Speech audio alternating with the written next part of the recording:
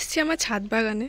So কালকে একটা ফুল ফুটে গিয়েছে, আমি বুঝতে পারিনি, সে পলিনেশন করা হয়নি। সো যাই হোক, এই যে এই দিকে আমার একটা ড্র্যাগন ফ্রুট পেকে বসে আছে, তাই আজকে একেই পারবো।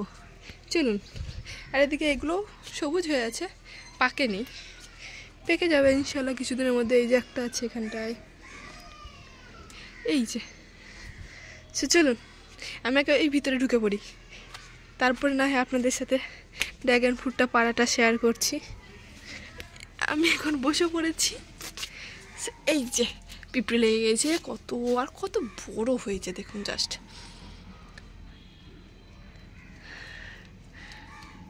তো আমরা ড্র্যাগন ফ্রুট সাধারণত এইভাবেই পারি, আর আমার হাতে পিঁপড়ের অবস্থাতে খারাপ করে দিচ্ছে, আগে পেরে নিই।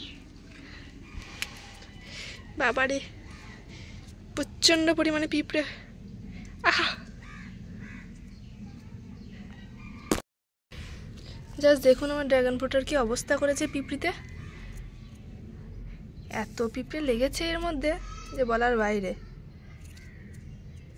হাত দেওয়া যাচ্ছে না।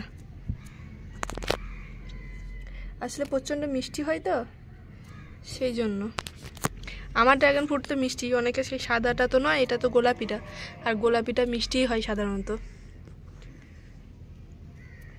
কিন্তু আমার ড্র্যাগনটা অতিরিক্ত মিষ্টি। অনেকজন পানসি বলে খায় না, বাট আমাদের কাছে যদি ড্র্যাগন কাউকে দেওয়া হয় তাহলে সে কিন্তু খেয়ে নেয়।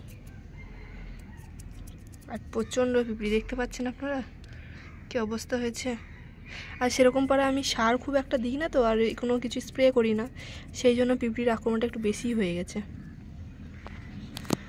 সো চলুন আমি পিঁপড়িটা ছাড়িয়ে আপনাদের সাথে শেয়ার করছি আর একবার ড্র্যাগনটা। এই যে আমার ড্র্যাগন ফ্রুট, এই যে আমার ড্র্যাগন ফ্রুট, দেখতেই পাচ্ছেন কতটা বড় হয়েছে। একটু পিঁপড়িতে একটু আঘাত দিয়েছে, সে যাই হোক, ওরাও তো একটু খাবে। আর এই দিকে দেখুন, এইদিকেও আমি কিছু চারা বানিয়েছিলাম। সো এটা কিন্তু আমার 6 মাস বা 5 মাসের গাছ হবে।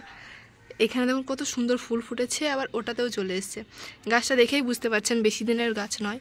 এই যে শুধুমাত্র এটা একটা আপনার, এটা হচ্ছে আপনার গোড়া মেন গাছ, আর এইখান থেকে জাস্ট দুটো ডাল বেরিয়েছে, যেটা খুব একটা বড় নয়। এই যে এই সাইডে এই দুটো।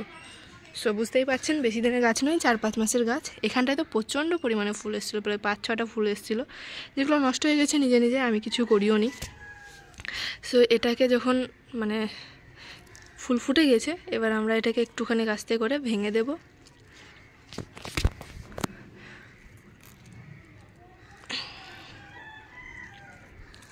হচ্ছে না, 1 মিনিট।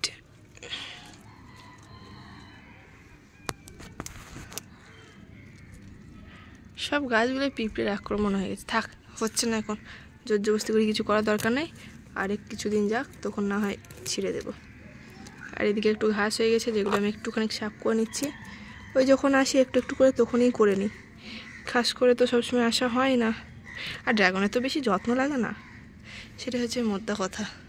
এই যে এই গাছগুলো একটু একটু করে বাড়ছে, যে ইচ্ছা আছে ওই যে ওইখানটায় শিকটার ওখানটা একটু বাড়িয়ে দেওয়ার।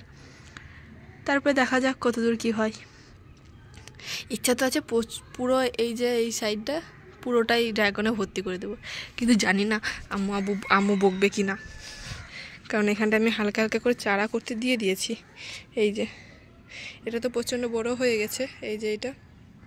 আর এইদিকে আপনার এই গাছটা একটু অবস্থা খারাপ, ঘাস বেরিয়ে গেছে প্রচণ্ড। এটা গাছের ক্যাটারি নিয়ে আসতে হবে কাটার জন্য। আর পিঁপড়ের অত্যাচার একটু দেখলেই বুঝতে পারবেন। এই যে এই ডালটা এতটা মিষ্টি যে কীভাবে খেয়েছে দেখুন জাস্ট, ফোকাস নিচ্ছে না তো, 1 মিনিট। এই যে কীভাবে খেয়েছে দেখতে পাচ্ছেন, কিছু আছে ডালটার মধ্যে আর কিচ্ছু নেই, মানে এরকমই করছে এরা। এই যে এইদিকে ফলটার কি অবস্থা করেছে।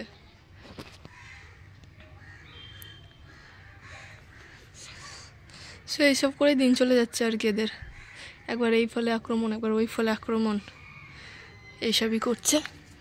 সে যাই হোক, একটু আড্ডু করুক, তার লেগে নয়, কিন্তু বেশি করলে অসুবিধা। ফলগুলো তো 12টা বাজিয়ে দিচ্ছে, এতটা পিঁপড়ির আক্রমণ লেগেছে। ভাবছি একটু হলুদ দিয়ে এসে ছিটিয়ে দেব। কত বড় বড় লাল পিঁপড়ে দেখছেন।